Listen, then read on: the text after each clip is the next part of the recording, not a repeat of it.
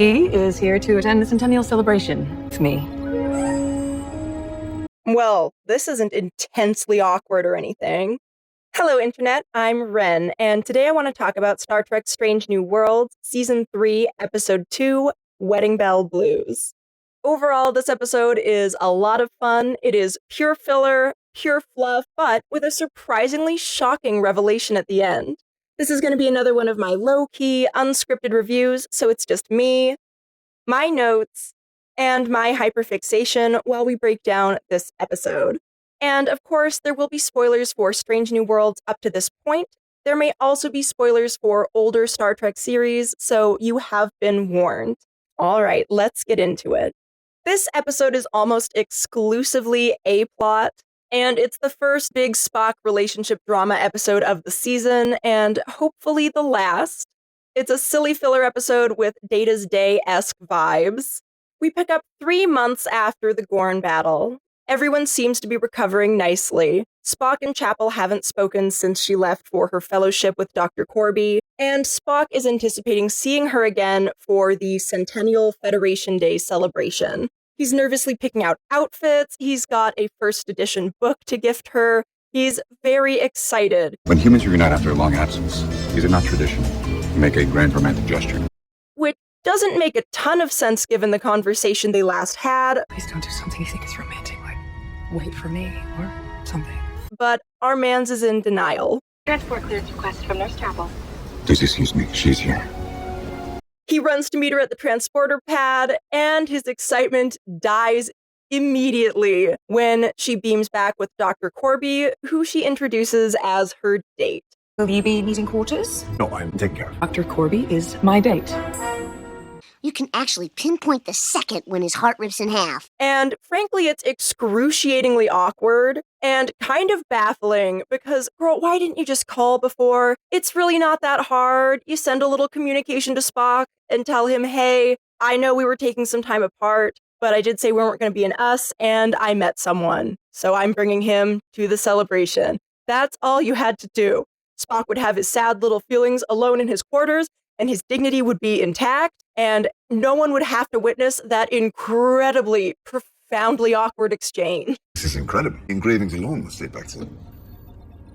It is a gift for Christine. But Chapel's, not good at relationships, so here we are. She also invites Spock to a cocktail hour, I didn't want you to meet Roger like that. We're having cocktails in the port galley tonight. I hope you'll come. which he goes to, trying to cobble together the shreds of his dignity. It was pretty romantic, actually. Mr. Spock! And he shows up right when they're about to tell the romantic story of how they got together. Dr. Corby was just about to tell us a romantic story. Oh, no, don't worry. Oh, Which he insists on hearing. I would like to hear it. I have of late become a student of romance. And it is a really sweet story. my mother would always say to me, I hope you find the sun. And the moon and the stars. They turned out to be the last words she ever said to me. And shows that Corby is an observant man who notices details about people and particularly about Nurse Chapel. No, Caleb actually happens to break the solar plane, so yeah, the sun and the moon visible at the same time. It's kind of sweet. I do like them. When we got to the top, I favor this. Valarian star gems. And of course, Spock also realizes that they clearly had a very strong romantic connection. And it was my mother's birthday. I didn't tell anybody. He just noticed that I was down and remembered the story. And that Corby thinks about her and prioritizes her in ways that Spock doesn't. And so he goes to sulk at the bar, where an allegedly Vulcan bartender, who only appears to be Vulcan in the reflections and is Rhys Darby in person, Good evening. Ready for a change? offers him a drink. A mind-altering drink, you might say. Don't drink it too fast. It'll go right to your head. Because when he wakes up, he's in bed with Nurse Chapel, Good morning. and they're getting ready for their impending nuptials. Tonight, no sleepover. It is bad luck to see your bride on the day of your wedding. If I had a nickel for every time Federation Day ended up in an alternate reality, I'd have at least 2 nickels, which isn't that many, but it is strange it happened twice. Unfortunately, the only one who seems to know what's going on is poor Roger Corby, Christine, I couldn't distract Later, Mr. Corby. who desperately tries to stop the wedding from happening, and when his little efforts at sabotage fail, Dr. Corby, what are you doing? Trying to delete your vows. he ends up simply telling Spock what's going on. Our reality has shifted. She and I were together. And to his credit, Spock immediately does the only right thing, which is work with Corby to try and stop the wedding. She, kissed me. Because he's not interested in marrying a woman without her knowledge or consent. Now that I'm aware of the situation, I will obviously not proceed with the nuptials. Bare minimum champions! Not to say Spock isn't a good guy, this is just the only right thing to do in a situation like this. The only right thing. Only right thing. Spock and Corby make many attempts to stop the wedding, including trying to confess what's happening to other people. Nurse Chaplin and I are not together. She's in love with Dr. Corby, and only he and I remember this. Their efforts don't go unnoticed by the wedding planner, who is allegedly Andorian, but is also Rhys Darby. Places, everyone! We have much to do! And he is Trelane, if you haven't caught on. It was kind of hinted at with the costuming and his mannerisms and his powers and all of that, but it has officially been confirmed by producers that he's not intended to be a Trelane-like character. He is Trelane. Trelane is a brilliant character in this episode. Temporary posting. Just passing through. Who we know from the TOS episode, The Squire of Gothos, where a powerful being who has long been thought to perhaps be a Q I must say, they make a perfectly exquisite display pair. holds the Enterprise and Captain Kirk hostage on a planet that's sort of a Regency-era fantasy. It is a very entertaining episode. He gets bitch-slapped If it's fighting that you want, you may have it. and then hunts Kirk for sport. You must try harder, Captain. This is too easy. Before Mommy and Daddy come and break up the fun. I never have any fun. Stop that nonsense at once, or you'll not be permitted to make any more planets. So, Trelane / the wedding planner is not pleased. I am a wedding planner! And I do not like it when people ruin my plan. Spock finally manages to jog Chapel's memory at the wedding by reciting a poem by Pablo Neruda I crave your mouth, your voice, your hair. This is what it is like to love you, Christine. that Roger disclosed to him he had used to confess his feelings to Chapel. I read her a poem by Neruda. I crave your mouth, your voice, your hair. Upon hearing the poem, she declines to marry Spock This is wrong, Spock. We're not supposed to be getting married. and remembers who Roger is. Roger. Well, no, he's a dog, so... You keep away from him. And Trelane freaks out. That is it! Everybody dies!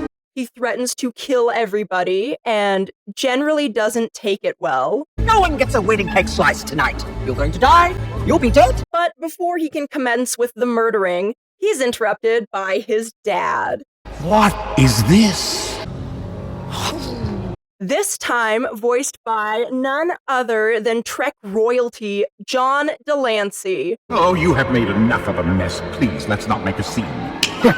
thereby proving unequivocally that not only is Trelane a Q, he is Q's son. From the Voyager episode Q2. Don't tell me you can't see the family resemblance. This is my son. Q. When I tell you my jaw was on the floor and I was literally kicking my little feet in excitement. This is such a great reveal. It's so fun. I absolutely love the way it kind of stitches this Trek canon together, where we had these two characters with like very similar elements, and now they've kind of been collapsed into one entity. I mean, the implications. First of all, I do love the idea that the reason he went after Kirk may have been because of his friendship with Icheb and Icheb's Kirk obsession, which he did make a note of in the Voyager episode. I'm Icheb. Oh, I know who you are. You're the drone with the Kirk fixation. I love that this means that the dad in The Squire of Gothos was Q, and therefore we can make an argument that he is much more polite to Kirk than he ever was to Picard. Or Janeway, for that matter. He was so sassy with both of them. We regret that the life paths of yourself and your companions have been disturbed. Yes, your speech, I read it. It's dull, plodding, pedantic, much like yourself. Some people do seem to be getting kind of hung up on the timeline of when all of this happens and in what order, and I would say don't worry about it. Since when has the Q Continuum ever been bound by the rules of time and space? They kind of just do whatever they want and always have. But I do like the idea that Q2 has just been out and about, fooling around and causing mischief this whole time. It would have been nice to see a little more character growth from him, but it does seem like he was taking a lot of pages directly from his dad's playbook, so I can't be too angry. Despite the Goldsman interview stating that Trelane and Q2 are not the same character, and I guess Q just has another child. We're going to pretend it is the same character for the purpose of this video because it just makes more sense for the plot, honestly. And I think actually his appearances in Wedding Bell Blues and in The Squire of Gothos. And you blue faces, you could see I was in blue. How dare you? Death to you. You must excuse my whimsical way of fetching you here. But when I saw you passing by, I simply could not resist. Both would have occurred prior to his time on Voyager, because the entire reason he ended up on Voyager was because he was being punished for his shenanigans. He's been starting wars among innocent species, tampering with primordial gene pools, punching holes in the fabric of space-time. And Q was hoping he would get straightened out. That's why I brought him here, in hopes that your vaunted Starfleet ideals would rub off on him. He even loses his powers similarly to the way that Q does in Deja Q, as the Continuum tries to teach him a lesson with the help of Captain Janeway. We've temporarily relieved you of your powers. So it all fits together really well the more you think about it. Overall, I really liked this episode. I am an absolute sucker for a fluffy nonsense filler episode, especially if there's dancing a la Data's Day. Now, smile. Act like you're enjoying yourself.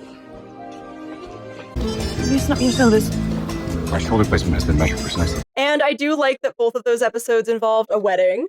I really liked the parallels to Tapestry as well. Morning, darling. Wakey, wakey, Mr. Spock. It's your big day. Which was an episode where Q took Picard and basically gave him an alternate version of his life where he doesn't have an artificial heart. Leave me or not, you are here, and you have a second chance. What you choose to do with it is entirely up to you. And we see how that plays out. Here it's obviously a bit different because we don't go as deep into the scenario of Spock marrying Chapel as we did with Picard living his natural-hearted life. But some of the premise is similar, although I think there is more connecting it to The Squire of Gothos and to the Robin Hood episode of TNG, Cupid. Sir, I protest. I am not a merry man. Great episode.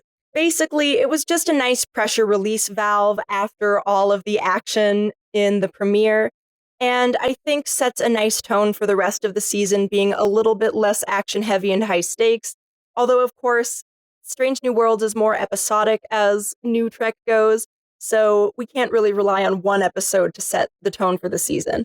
But I think this was a good way to dip our feet into two very different diametric ends of the Trek spectrum, the intense and dramatic and action-packed,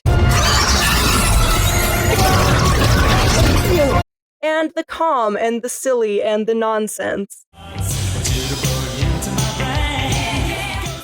Because there were a lot of funny and cute moments in this episode, such as the nods to Tapestry, like where Corby wakes up in bed with Spock, and Spock wakes up in bed with Trelane.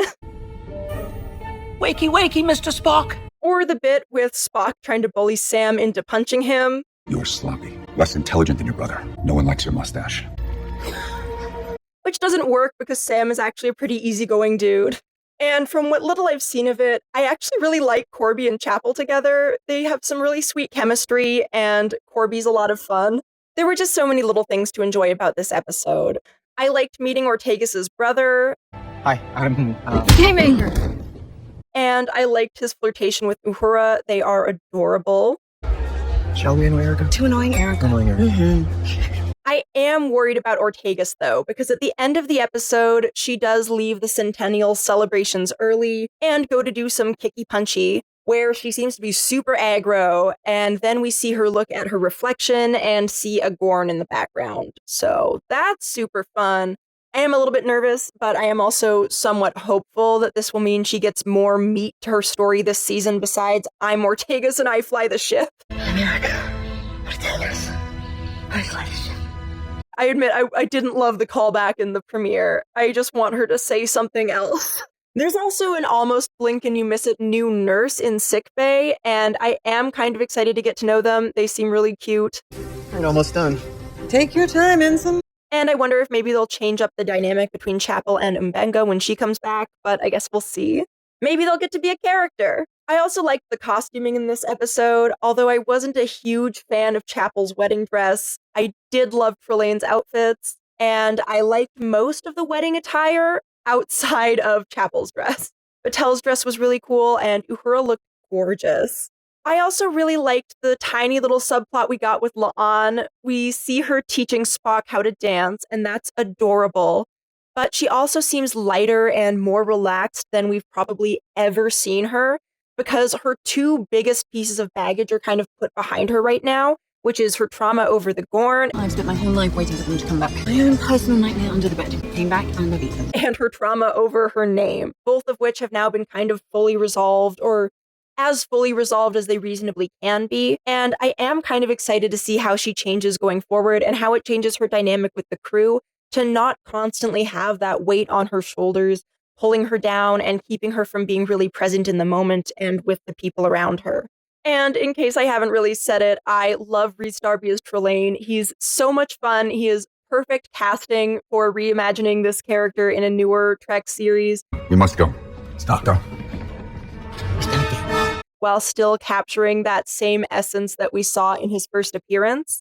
And I love this little reference to Amok Time. Let's talk about choreography. Spock, assuming we're not going to have a Cal-If-E situation. There were so many good little lines and quips from him. Please tell me you're not going to wear that jacket on the day. Corbs.